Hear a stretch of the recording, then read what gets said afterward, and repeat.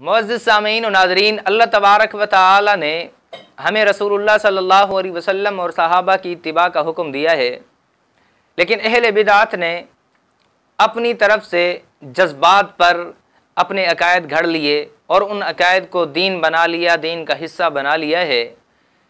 अब अरसा दराज से अहले बिदात ईद मिलादुन नबी के नाम से एक जश्न मनाते आ रहे हैं। उसकी दलील पूछो तो ना कुरान से दलील है, ना सुन्नत से है, ना इजमा से है।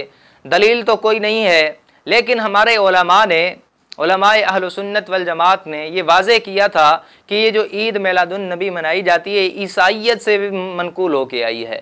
ये ईसाई हज़रत ईसा अलैहिस्सलाम का जन्मदिन मनाते हैं, तो इन्होंने उनकी देखा देखी में ये मनाना शुरू किया है। ये बात हमारे उलमा करते थे, अहल सुन्नत वल जमात उलमा ये लिख चुके थे, लेकिन अल्लाह तबारक व तआला ने चूँकि हक़ उगलवाना था, हक़ को वाज़े करना था, अब ख़ुद अहले बिदात भी इस बात का इकरार करने लगे हैं कि ये जो ईद मिलादुन नबी मनाया जाता है इसकी दलील ये है कि ईसाई हज़रत ईसा अलैहिस्सलाम का जन्मदिन मनाते हैं, इस वजह से हुज़ूर अलैहिस्सलाम नबी भी बड़े हैं, उनका दिन भी बड़ा हो गया, लिहाजा ये भी ईद मिलादुन नबी मनाते हैं।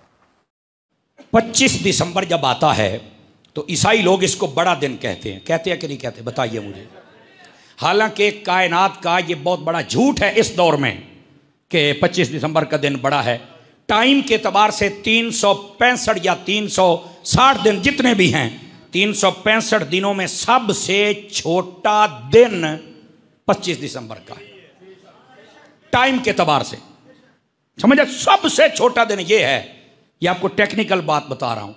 ईसाई कहते हैं बड़ा दिन है। मैंने कहा क्यों बड़ा दिन है, ये तो छोटा है। तो वो कहते हैं भाई टाइम के एतबार से छोटा होगा, हमारे लिए बड़ा। क्यों? कहते हैं कि इस दिन हमारे नबी की विलादत हुई है। अब हुई है यानी मैं उधर तो जा ही नहीं रहा, वो अपने नबी के दिन को बड़ा दिन कहते हैं। तो मैंने कहा हमारा नबी भी तुम्हारे नबी से बड़ी शानों वाला है और हम हैं भी मुसलमान। और हैरत की बात यह है, यह आपने क्लिप सुने, क्लिप के अंदर ये वाज़े कह रहे हैं कि हम मुसलमान हैं।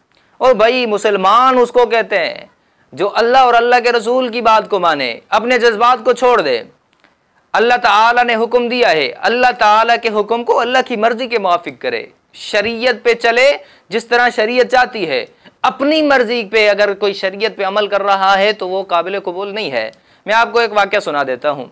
हज़रत फ़ारूक आज़म रज़ी अल्लाह तआला अन्हु अपने दौरे खिलाफत में एक जगह दौरे पे गए तो वहाँ पर एक राहिब को देखा जो इंतहाई ज़्यादा ज़ईफ़ुल उमर भी थे और नहीफ़ कमज़ोर थे।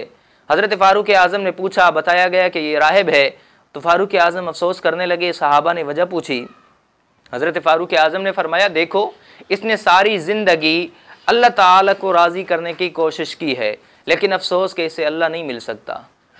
वजह इसकी यह है कि इसने अल्लाह को राज़ी करने की कोशिश की है अपने तरीके से। अगर ये अल्लाह को राज़ी करता अल्लाह ताला के बताए हुए तरीके के मुताबिक, अल्लाह की मर्ज़ी के मुताबिक, तो इसे अल्लाह मिल जाता। इसने गलत राह चुनी है, इस वजह से इसे अल्लाह नहीं मिल सकता। इसी तरह अहले बिदअत ने भी उन अकायद को शियार बना लिया है जिनकी बुनियाद फ़कत जज्बात पर है, शरीयत पर नहीं है। अब ये शरीयत करते हैं लेकिन अपनी मर्जी और मनपसंद की। हालांकि मुसलमान का माना भी यही है कि जो अल्लाह और अल्लाह के रसूल के अहकामात के सामने सरेखम करे, अपनी मर्जी को कुर्बान कर दे, छोड़ दे।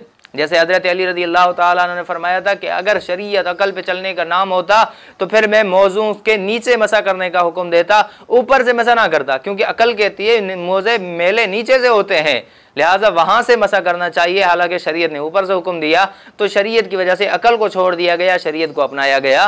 तो लिहाजा जज्बात को छोड़ दिया जाएगा, शरीयत को अपनाया जाएगा। तो यह ईद मिलादुन नबी की बुनियाद जज्बात पर है और ये ईसाइयत से मनकूल होकर आई है, जैसा कि खुद आपने वीडियो क्लिप में सुना।